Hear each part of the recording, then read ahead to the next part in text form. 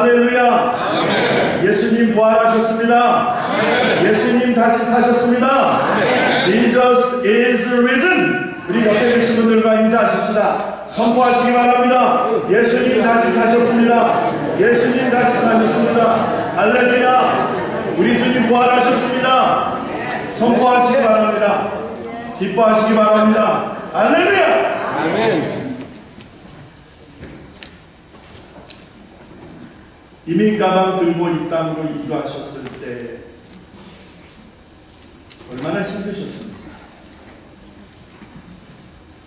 양손에 이민 가방 들고 겨드랑이는 엑스레이 찍은 이 누런 봉투 뜯어주면 안 된다고 해서 여기다가 끼고, 그리고 이민 가방 그 오직 깁니까? 네? 그거 끼 밀면서 JFK를 나오던 그날을 저는 잊어버릴 수가 없습니다.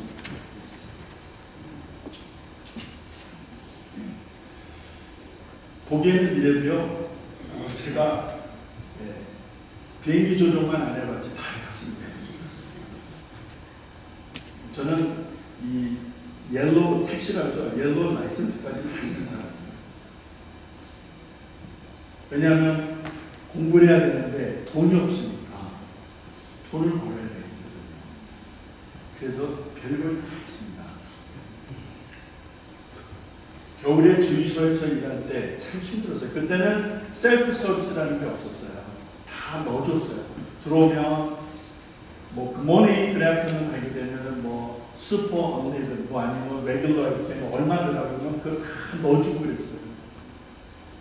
한겨울에 그 엄포라는 죠 그거 잡고 있으면요 손이 오그라듭니다. 얼마나 찬지. 그렇다고 해서 장갑을 넣게요. 왜냐하면 돈을 주면 돈을 거실러 주고, 그때는 그랬어요. 그래서 크레딧 카드로 있는 거 잘 안 하고 캐시를 이렇게 주고 막 거실러 주고, 그러니까 장갑을 낄 겨를이 없어요. 손이 고바 이래가지고 저 저녁에 일 끝나고 갈 때쯤 되면 손이 고바서요 이러면서 갔어요. 여러분, 이 땅에 오셔서 살면서 얼마나 고생하셨어요.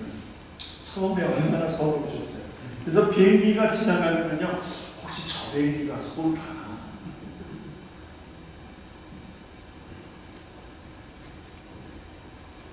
일주일 내내 공부를 할 수가 없으니까 3일은 죽자 사자기를 해서 목돈을 만들고, 그리고 3일은 가능하면 클래식을 3일에 이렇게 몰아놓고 이러다 보니까 학교 졸업이 늦어지죠. 네. 제가 생선 이 와이링이었죠. 와이링 동태 이 생선 동태 와이링 제가 필렛을 잘 듭니다. 저보다 잘 뜨는 사람 없어요.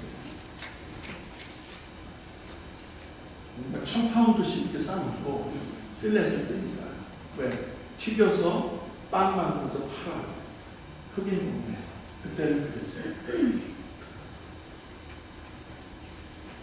이 땅에서 시작한 게 마치 정말 별세계에 와서, 저는 저 푸른 초원 위에 정말 멋있는 참으로 이렇게 살 줄 알았는데, 아니, 정말 바퀴벌레가 목을 대고 아침에 눈 뜨면 이렇게 뭐가 지나가, 이렇게 보면 쥐가 이렇게 지나가요. 제 자는데요. 저만 이렇게 고생했습니까? 여러분 다 고생하셨잖아요. 그 고생과 눈물 서러움 끝에 지금 이만큼 삶의 기반을 이루시지 않으셨습니까? 이주해서 이 땅에서 살 때 얼마나 서러웠을까 하는 생각을 가지고 우리가 한 사람을 좀 만나보려고 합니다. 그는 바로 아브라함입니다. 아브라함이 갈대아 우르를 떠나서 하란에 잠시 머물렀다가 가나안으로 들어가요. 여러분, 그가 그곳을 떠날 때가 75세, 75이었어요. 여기서 75 되신 어르신들 계시죠? 굉장히 이렇게 연세 드신 그런 입장에서 삶을 사시잖아요. 시니어로 사시잖아요. 그렇죠? 지금 이 나이에 이민 가방 들고 다른 나라로 이주해야 된다고 가시겠습니까, 여러분? 불확실한데, 확실한 곳이 없는데, 거기 가면 누가 반겨줄 사람도 있는 것도 아닌데, 근데 가시겠어요? 아브라함이 75세 하나님께서 가라 하시는 그 말씀에 순종해서 가나안으로 이주를 했거든요. 그가 잘 먹고 잘 살기 위해서 간 거 아니고요. 자식 교육 시켜보자고 해서 간 거 아니거든요.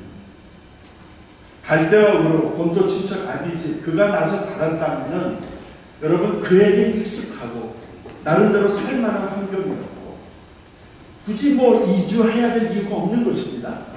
그런 아브라함이 확실한 이주를 왜 결단하고 가나안으로 왔을까? 창세기 12장 1절에서는 분명 그것이 하나님의 말씀이었다는 것을 증언하고 있습니다. 너는 본토 친척 아비집을 떠나라. 내가 내게 지시한 땅이 있다는 것입니다. 하나님이 말씀하신 땅이 있다는 거예요. 그리고 그 땅에서 다른 데가 아닙니다. 그 땅에서 하나님이 지시하는 그 땅, 바로 가나안이라고 하는 그 땅에서 하나님은 그로 하여금 큰 민족을 이루고 그의 이름을 창대케 하고 하나님께서 그를 복의 근원 삼으시겠다라고 말씀을 하십니다. 아브라함은 그 약속을 믿었던 것 같아요. 그래서 갈대아 우르 본토 친척 아비집을 떠나서 여러분 가나안으로 이주해 온 것입니다. 이제 만사대통, 만사형통, 이제 복받을 일만 생각하면서 룰루랄라 하면서 살 수 있는 그런 상황이라고 생각을 했을런지도 모르겠습니다. 누가 봐도 이제는 복받으면서 살 겸 이럴 만한 상황이라고 해도 과언은 아닌데 창세기 12장 16절 이후에 나오는 말씀을 보게 되니까 이주해온 아브라함, 가나안으로 이주해온 아브라함에게 심각한 문제가 찾아옵니다. 하나님이 옮겨주셨고 하나님이 세워주신 그 자리에서 아브라함은 심각한 절체절명의 위기를 만나게 됐다 이 말입니다. 12장 16절부터 읽어드리겠습니다. 아브라함이 그 땅을 통과하여 세겜 땅 모래 상수리 나무에 이르니 그때 가나안 사람이 그 땅에 거하였더라. 여호와께서 아브라함에게 나타나 가라사대 내가 이 땅을 내 자손에게 주리라 하신지라. 그가 자기에게 나타나신 여호와를 위하여 그곳에 단을 쌓고 거기 베델 동편 산으로 옮겨 장막을 치니 선은 베델이요 동은 아이라. 그가 그곳에서 여호와를 위하여 단을 쌓고 여호와의 이름을 불렀더니 점점 남방으로 옮겨갔더라. 하나님이 옮겨주신 그 땅에서 그가 감사하고 여호와의 이름을 부르고 여호와 앞에 단을 쌓았다. 예배하며 기도하며 믿음 생활 제대로 한 것처럼 보였습니다. 하나님이 옮겨주신 땅에서 그가 그렇게 했을 때에 여러분 너무나 부럽고 아름다운 모습입니다. 그런데 20절로 내려가 보니까 그 땅에 기근이 있으므로 그 땅에 기근이 있으므로 아브라함이 애굽에 우거하려 하여 그리로 내려갔으니 이는 그 땅에 기근이 심하였다. 우거라는 말은요 to live라는 말입니다. to stay 정도가 아니고요. 그 땅에서 살고자 해서 아브라함이 애굽으로 옮겼다라는 말씀입니다. 왜요? 가나안에 기근이 시작되었다라는 거죠. 하나님이 작정하고 인도하신 것인데 아브라함이 의도해서 옮겨온 땅이 아닌데 아브라함이 의도해서 이주한 것이 아닌데 잘 먹고 잘 살던 아브라함을 택하셔서 하나님이 지시한 땅으로 옮겨주셨으니 이것은 하나님의 작품인데 그런데 그 땅에 기근이 찾아온 것입니다. 기근이 웬 말입니까? 믿음의 조상이 되어야 할 시간 아닙니까? 복의 근원이 되어야 할 시간 아닙니까? 하나님이 말씀하셨으니까.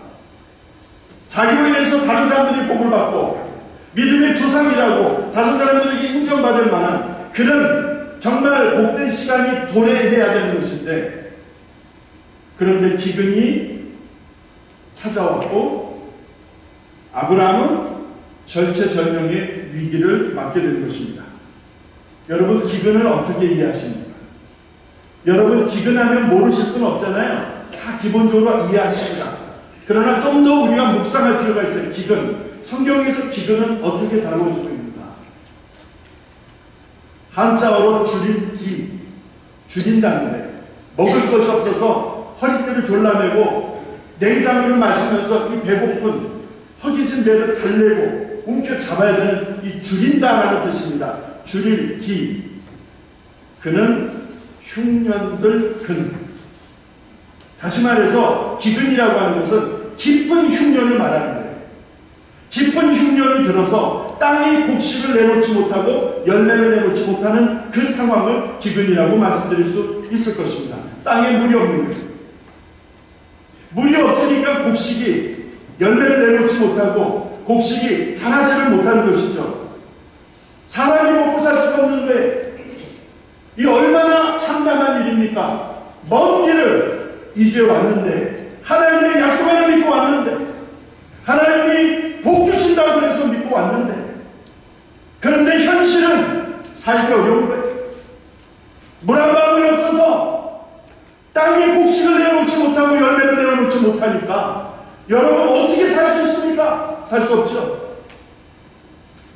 원래 이 팔레스타인 지역은 건기 우기가 있잖아요. 저기 시애틀만 가도 여러분 이게 우기가 있어요. 특별히 한 3, 4개월, 4, 5개월 정도는 집중해서 매일 비가 오잖아요. 이 땅도, 이 팔레스타인 땅도 건기 우기가 있어서 우기 때 비가 와야 되는데 주로 매해 한 10월에서 11월, 여기로 시작하면 늦가을에서 초겨울 사이에 집중해서 비가 오는 거예요.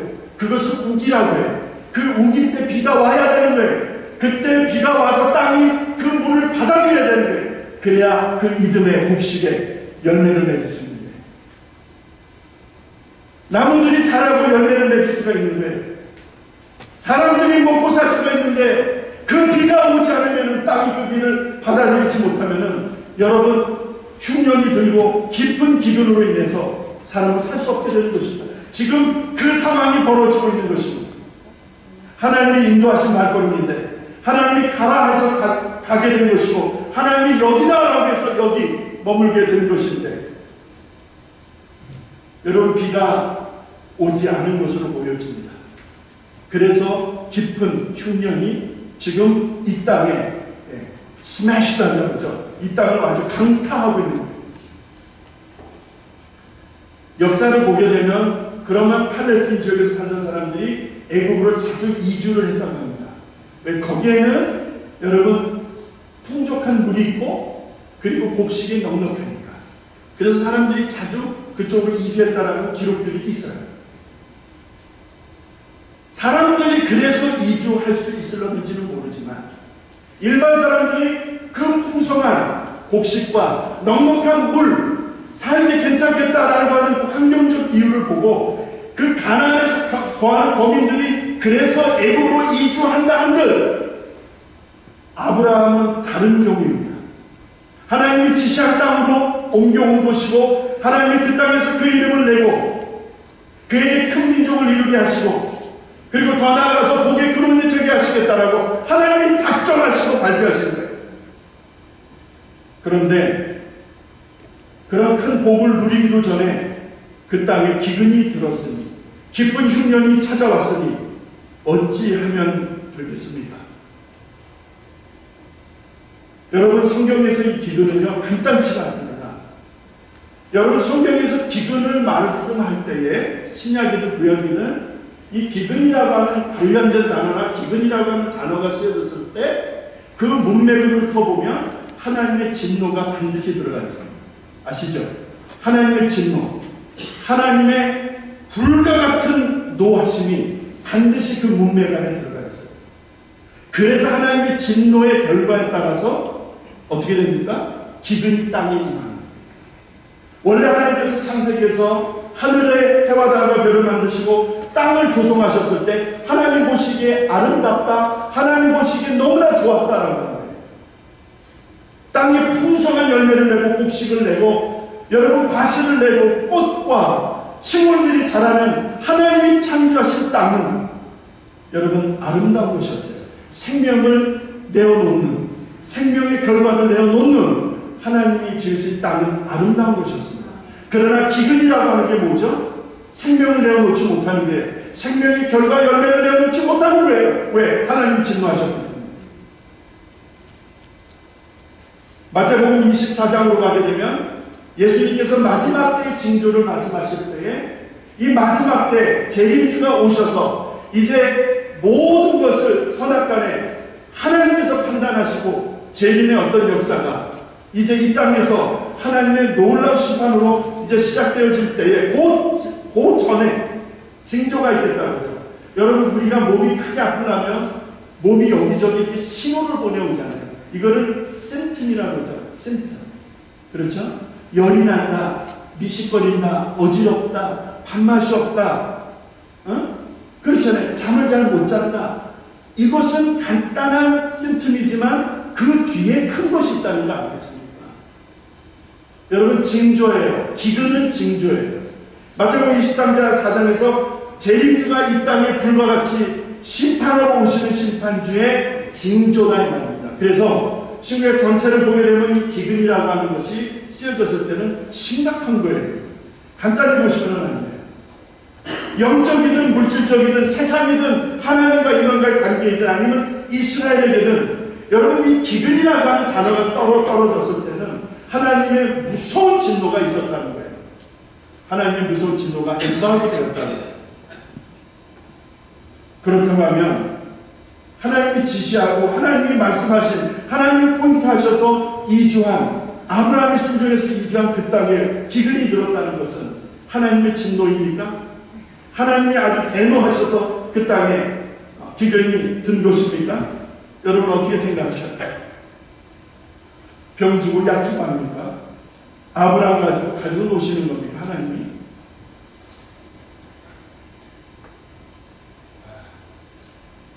기근을 만난 아브라함에게는 넘기 힘든 시련이고 위기입니다. 여러분, 위기를 만나실 때 보통 어떻게 하십니까? 여러분, 문제를 만나면 어떻게 그 문제를 푸십니까? 문제가 있을 때 그 문제를 안고 여러분 어떻게 처신하십니까? 오늘 아브라함의 모습 창세기 12장 10절을 보니까 아브라함이 선택한 것은 이렇습니다. 그 땅에 기근이 있으므로 아브라함이 애굽에 우거하려 하여 그리로 내려갔으니 그 땅에 기근이 심하였다. 다시 말해서 아브라함은 가나안에 기근이 몰아치니까, 여러분 뒤도 돌아보지 말고, 여러분 두 번도 고민하지 않고 아브라함은 애굽을 선택합니다. 애굽의 넉넉한 물과 풍성한 곡식들이, 그리고 거기 가면 살만하다라고 하는, 고생 안 하고 살만하다라고 하는 회자되는 말들이 있지 않겠어요? 사람들의 입에서 회자되는 말들이 있지 않겠어요? 그래서 아브라함은 고민하지 아니하고, 성경에 보면 고민했다라는 흔적이 보이지가 않아요. 이걸 가지고 하나님 앞에 금식하며 기도했다라는 흔적도 보이지가 않습니다. 단지 애국을 선택해버리는, 아주 신속하게 지금 가나안을 먹기 살고 싶으니까 지금 내가 있는 이 처소는 하나님이 가라 하셔서 갔고, 하나님이 이스라엘에서 있고 하나님 복 주신다 했으니까 믿고 있지만 지금 살기 힘든 거예요. 내일 렌트도 내야 되고 다음 달에 딸 자식 결혼식을 해야 되니까 여러분 목돈도 필요하고 나가야 될 돈이 많잖아요. 여러분, 목사님 정말 힘이 듭니다. 죽을 것 같습니다 라고 하는 고통이 여기저기서 들려오거든요.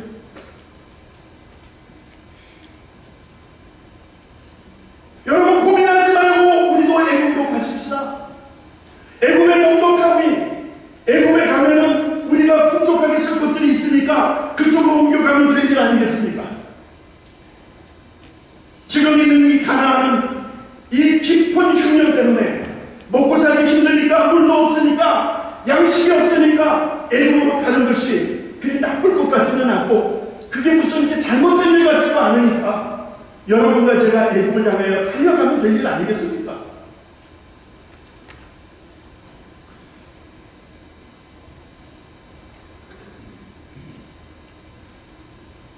필사 즉 생,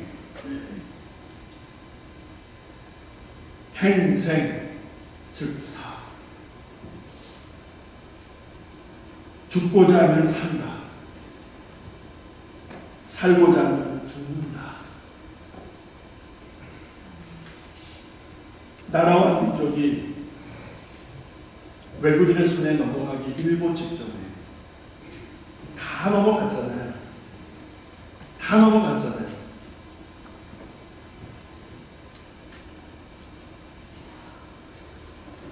한 사람은 다들 포기하고 상황 있을 때 한 사람이 필사 즉 생 외치는 죽자. 나라와 민족을 위해서 우리 죽자. 여기다가 우리의 뼈를 묻자. 죽자. 죽기 살기로 싸우자. 성경에 보니까 사도 바울이 내가 살아도 주를 위하여 살고 내가 죽어도 주를 위하여 죽습니다. 하나님, 내가 살아도 주님의 것이고 내가 죽는다 한들 내가 주님의 것인 것을 이 시간 고백합니다. 내가 살아 죽으나 주님의 것입니다. 여러분, 성경을 보다 말씀을 준비하면서 이 생각 저 생각하다가 필사즉생 일사하고 세상에 하나님을 모르던 사람들이 나라와 민족을 사랑하고 외침을 받았을 때 나라와 민족을 지켜내겠다라고 하는 한 장수의 외침에서 여러분 참 도전도 받고 부끄럽기도 하고 감사하기도 하고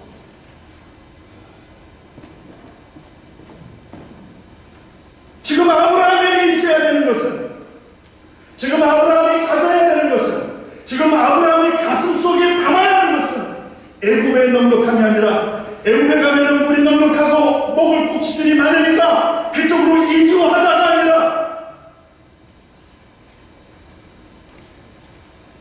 하나님이 보내주신 이 땅에서 하나님이 가나안에서 순종해서 온 이 땅에서 이 가나안이라고 하는 이 땅에서 내가 죽겠습니다.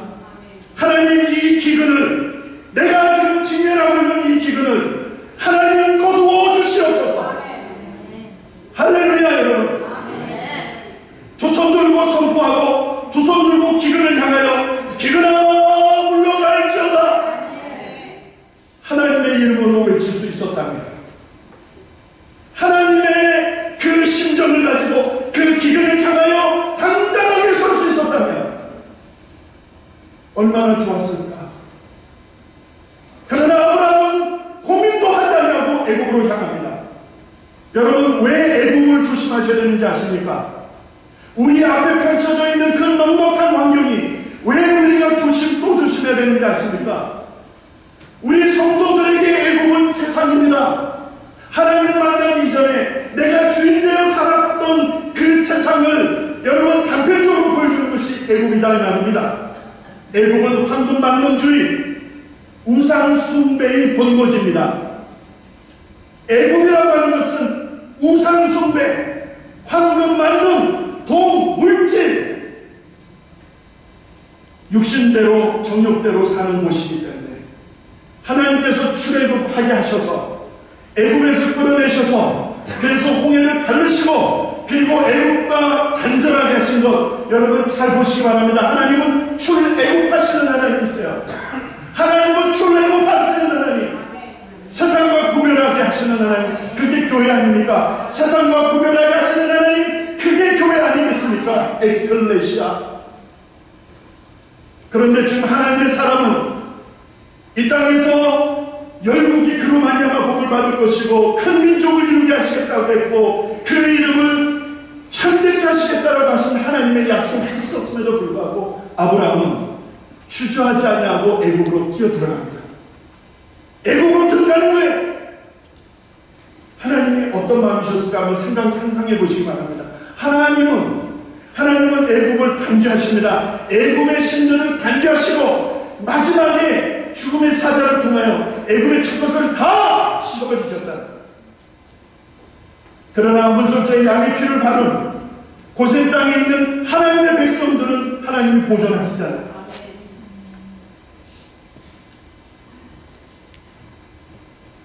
애굽은 쳐다보면 안 됩니다. 애굽은 마음에 품어서도 안 됩니다. 애굽은 우리가 가까이 할 곳이 아닙니다. 애굽은 세상입니다. 여러분 세상과 단절하면 살아라 그런 말이 아니죠. 그런 의미가 아니잖아요.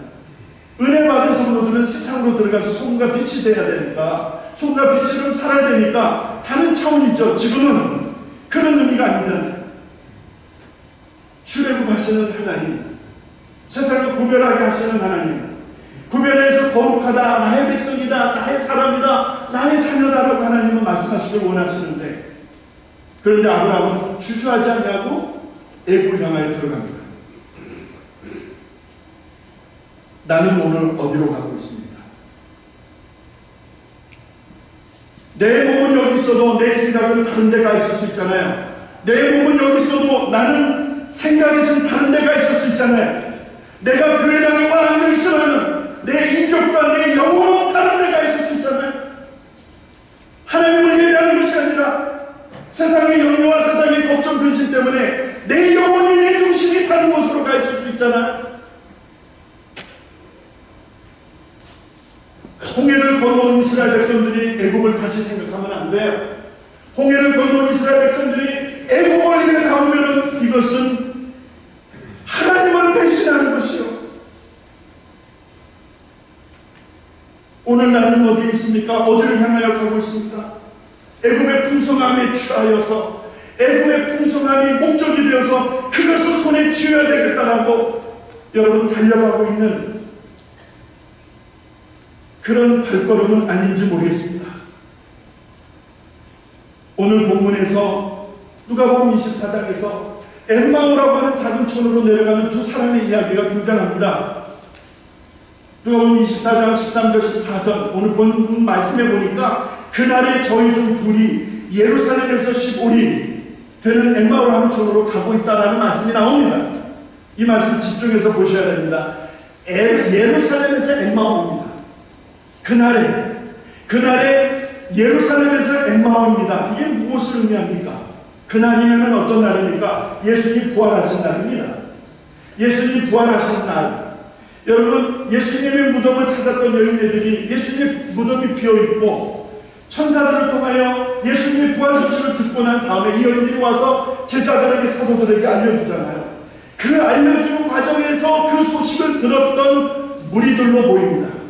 이 두 사람과 성서학자들은 그렇게 논하고 있어요. 그래서 직관적으로 분명히 여인들이나 주변 그 다른 그 제자들, 그 무리들 속에 예수님이 다시 살아나셨다고 하는 사실을 들었던 것입니다.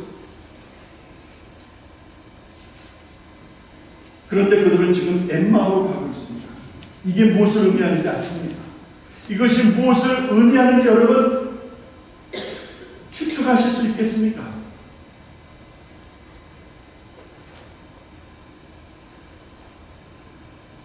이 두 사람의 고백을 들어보면 이 두 사람에게 예수는 선지자였습니다. 본문을 쭉 보시면 나오잖아요. 이 두 사람에게 예수는 주가 아닙니다. 이 두 사람에게 예수는 그리스도가 아닙니다. 그리스도이신 예수를 우리는 믿지만 그들에게 예수는 그리스도가 아니었습니다. 그냥 선지자였습니다. 선지자였기 때문에 부활에 대한 소신도 확신도 믿음도 가질 수가 없었던 것이죠. 그래서 그 예수가 죽고 나니까 그 예수를 통해서 새 세상이, 새로운 어떤 환경이 이루어질 것을 기대하고 따르었는지 모르겠어요. 그런데 그 예수가 죽고 나니까, 그 선지자가 죽고 나니까 더 이상 예루살렘에 그 험한 꼴 당하면서, 불이익을 당하면서 그 예루살렘에 남아있을 이유가 없으니까 그날에, 예수님이 부활하신 그날에 예루살렘을 등지고 엠마오로 가고 있는 것입니다. 여러분, 이 모습, 지금 13절의 이 모습, 예루살렘을 등지고 엠마오로 가는 것이 얼마나 중요한 문제인가 하는 것을 증명해내겠습니다. 사도행전 1장 3절에서 5절의 말씀을 보시게 되면 이런 말씀이 나옵니다. 해 받으신 후에 또한 저희에게 확실한 많은 증거로 친히 사심을 나타내사 40일 동안에 저에게 보이시며 하나님의 나라의 일을 말씀하십니다. 우리 예수님께서 부활하신 후에 사람들에게 보이셔서 말씀하십니다. 4절 사도와 같이 모이사 저에게 분바에 가라사대 예루살렘을 떠나지 말고 내게 들은 바 아버지의 약속하신 것을 기다리라. 여러분 보세요. 왜 예루살렘에서 엠마오로 가면 안 되느냐? 예수님이 부활하셔서 여인네들에게 보여주시고 제자들에게 보여주시고 그 당시에 도마가 없어서 도마가 불평하고 안 믿는다고 못 믿겠다고 하니까 여드레가 지난 다음에 다시 오셔서 도마에게 보여주셔서 믿게 해주시고, 그리고 사도 바울의 증언을 보면 500의 형제에게 일시에 다 보여주시고, 예수님이 부활하셔서 그의 거룩하신 완전하신 여러분 첫 열매가 되신 그 예수님의 모습을 다 보여주시고,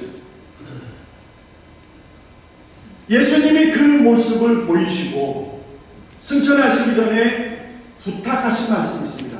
4절을 중심에서 보세요. 그 부탁하신 말씀은 뭐냐면 예루살렘을 떠나라 떠나지 말라.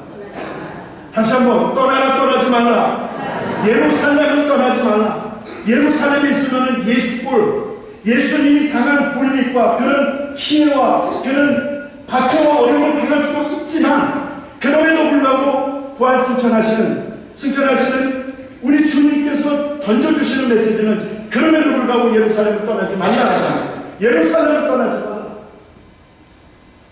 왜요? 왜요? 아버지의 약속, 하늘 아버지의 약속, 하늘 아버지가 약속하신 것이 있어요. 그게 뭐예요? 성령, 할렐루야. 성령이에요. 영이신 하나님 오셔서 성령 세례 주시고 강하게 하시고 담대하게 하시고 능력 있게 하시고, 그 다음에 뭡니까? 부활의 증인되게 하시는, 사도행전 1장 8절의 말씀을 시행하게 하시는, 사도행전 1장 8절 땅끝까지 이르러 내 증인이 되게 하시는 그 하나님의 소불을 내드리기 위해서 임하실 성령 하나님, 그 성령 하나님을 보내주실 거니까 떠나지 말고 이곳에 기다리라. 우리 주님이 부탁하신 말씀. 예루살렘에 남아서 기도하던 무리들이 몇 명인지 아시죠? 사도행전 1장 14절에 보면 120여 명이라고 합니다. 여러분 500 플러스 제자들 플러스 뭐 이런 사람들 하면 꽤 많은 사람들이 되겠죠. 그런데 예수님의 명을 받들어서 그 어려운 가운데서도 두려움 가운데서도 끝까지 자기를 지키며 기도하는 무리들은 120명이었어요. 나머지 다 어디 있습니까? 그 사람들이 부활하신 주님을 못 만났습니까? 만났습니다. 부활한 소식을 못 들었습니까? 들었습니다. 은혜 받았다 이 말이요. 한때 은혜 체험했다 이 말이요. 그런데 지금 어디 있습니까? 그들이 다 어디 갔어요? 그들이 다 어디 갔느냐 이 말이요. 대표적으로 두 사람 엠마오로 가고 있는 거예요. 엠마오로 가면서 슬픈 기색을 띠고, 우리는 그를 기대했는데 그가 새 나라 새 정치 삶의 환경을 바꿔주실 것을 알고 믿고 철떡같이 믿고 따랐는데 속절없이 십자가에서 죽어버렸어. 속절없이 십자가에서 죽어버렸다 이 말이에요. 그래서 속이 상한 거예요. 억울한 거예요. 열심히 따라다녔던 지난 시간들이 후회스러운 거예요. 그래서 엠마오라고 하는 작은 마을로 그들이 발길을 옮기고 있었던 것입니다.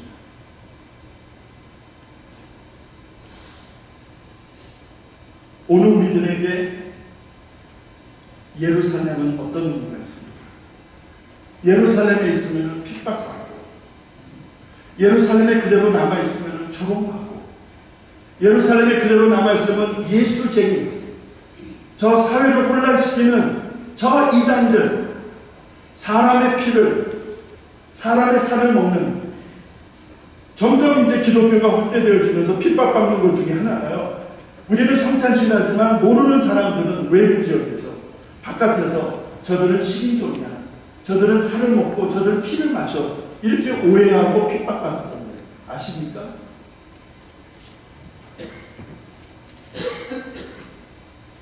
예루살렘에 모여서 기도하고 있던 사람들에게 예루살렘은 어떤 곳이었습니까?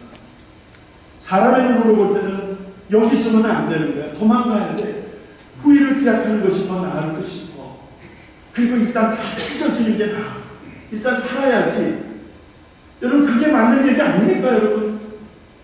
제가 만약 거기서 목회하고 있었다고 하면 그렇게 말을 했을런지도 모르겠어요. 그러나 주님이 말씀하신 그 말씀 하나를 붙들고 끝까지 그 자리를 지켜내면서 기도했던 이 사람들, 110명의 사람들, 이름 한자 올리지 못했던 무명의 그리스도인들, 여러분 지금 낙심 중에 계신 분 계십니까? 삶이 힘들어서 지쳐 쓰러진 분 계십니까? 이러지도 저러지도 못해서 큰 문제 앞에서 어찌해야 될지 절망하며 한숨 쉬고 계시는 분 혹 안 계십니까? 이것이 여러분의 삶 속에 찾아온 기근이라면 애국으로 가시겠습니까? 애국으로 가시겠습니까? 엠마오로 도망가시겠습니까? 내 마음에 품고 있을 수 있는 엠마오, 내 마음에 품고 있을 수 있는 두 가지 마음 엠마오, 여차하면 엠마오로 그냥 가버리면 되는 거잖아요. 여차하면 애국으로 가면 되는 거 아닙니까? 여기서 힘들게 살 필요가 없는 것이잖아요. 누가 알아주지도 않는데, 누가 박수 쳐주는 것도 아닌데, 하나님께서 예루살렘을 떠나지 말고 기다리라고 하셨을 때에, 그때 그들에게 예루살렘이 그렇게 중요했다면 오늘 여러분과 저에게 예루살렘은 어디입니까? 오늘 우리들에게 예루살렘은 어디에? 저는 주님이 핏값으로 사신 이 성전이라고 분명히 믿습니다. 분명히 믿습니다. 필사 즉 생. 여러분과 제가 가져야 될 것은 단 하나. 필사 즉 생. 엠마오는 세상입니다. 애국은 세상입니다. 희생하지 않아도 적당히 그들과 뭉쳐서 살면 먹고 사는 문제 해결할 수 있을 것입니다. 아닙니다. 우리는 그렇게 살면 안 됩니다. 우리는 그렇게 살아서도 안 되고, 그런 마음을 품어서도 안 되고, 그런 두 가지 마음, 두 가지 길을 봐서도 안 되는 것입니다. 여러분의 삶 속에 기근이 찾아왔습니까? 지금 여러분의 삶 속에 기근이 와 있습니까? 그래서 이러지도 저러지도 못하는 절제절명의 어떤 결정을 내려야 되는 그런 어려운 순간을 보내고 계십니까? 어떻게 하시겠습니까? 내가 할 수 있는 게 뭡니까? 내가 할 수 있는 게 뭐죠? 우리가 할 수 있는 게 뭡니까? 오늘 이 시간 말씀합니다. 여러분의 삶의 발목을 잡고 있는 그 기근 앞에 서시기 바랍니다. 할렐루야! 그 앞에 서시기 바랍니다. 말씀드립니다. 첫 번째 그 앞에 서세요. 그 기근 앞에 서세요. 그 문제 앞에 서세요. 당당하게 서시기를 주님의 이름으로 축복합니다. 서시기 바랍니다. 그것이 경제적인 문제이든 사업의 문제이든 자녀의 문제이든 질병의 문제이든 어떤 영적인 문제이든 그 기근 앞에 서시기 바랍니다. 하나님의 이름으로 서시기 바랍니다. 예수의 이름으로 서시기 바랍니다. 그리고 명하시기 바랍니다. 기근아 물러갈지어다. 하나님의 능하신 이름을 선포하시기 바랍니다. 문들아 머리 들어라, 세상아 들어라, 영광의 하나님이 들어가신다. 기근 안에 답이 있는 것입니다. 기근 안에 답이 있습니다. 이 시간 우리 기도하려고 해요. 여러분, 기도하는데 눈을 감고 기도할 거니까 옆에 사람 뭐 앞에 사람 보이지 않아요. 근데 저는 레코멘드 하고 싶은데, 오늘 이 시간 이후로 내 인생에 있어서 애국은 없는 것입니다. 엠마오도 없는 것입니다. 엠마오는 슬픔, 낙심, 절망을 의미합니다. 애국은 물질의 풍요로움을 의미합니다. 이 두 가지 다 우리 영적 인생의 발목을 잡고 있는 장애물들입니다. 그래서 오늘 이 시간 우리가 합심 기도하고 강청 기도하면서 이 시간 기도함으로 말미암아 이제 우리 인생에서 끊어내는 작업을 할 것입니다. 할렐루야! 아멘. 그래서 간절한 성도들은 바닥에 무릎 꿇고 기도하시길 바랍니다. 저도 여러분 바닥에서 무릎 꿇어요. 이제 눈을 다 감으시고요. 눈을 다 감으시고 우리 이 시간 기도하는데, 여러분 제가 오늘 기쁜 소식 하나 전해드릴게요. 예배당 들어오기 전에, 예배 들어오기 전에 정은자 집사님 제 방에 오셨어요. 밝은 웃음으로. 목사님, 주중에 패스겐 검사를 했어요. 근데 지난 26일 금요일날 결과가 나왔어요. 많이 좋아졌대요.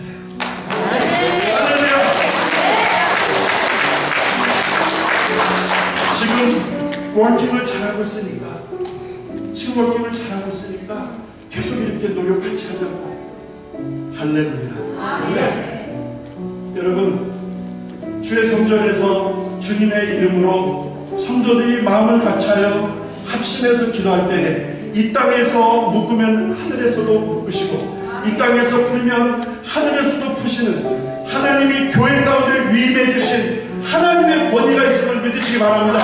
그래서 우리가 예수의 이름으로 하늘 아버지께 구하면 하나님께서 시행하시는 것 믿으시기 바랍니다.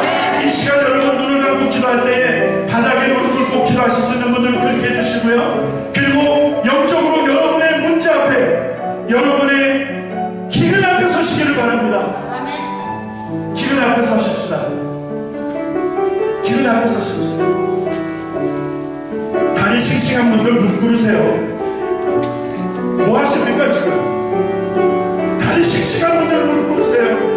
오늘 이 시간에 내 인생을 바꿔놓는 기도할 것이에요. 내 인생을 완전히 뒤집어버리는 강청 기도를 하나님 앞에 올려드릴 거예요. 여러분 사생결단하는 거예요. 필사즉생 죽겠다는 거예요. 하나님 내가 죽겠습니다. 여기서 이 기근 앞에서 내가 죽겠습니다. 끝장을 보겠습니다. 내 인생 가운데 이 기근을 이제 예수의 이름으로 하나님의 이름으로 물리칠 것입니다. 하나님 도와주시옵소서. 우리 주여 한번 부르고 여러분의 기근을 명하시고 여러분의 기근은 그 기근은 가짜예요. 그건 하나님이 지우실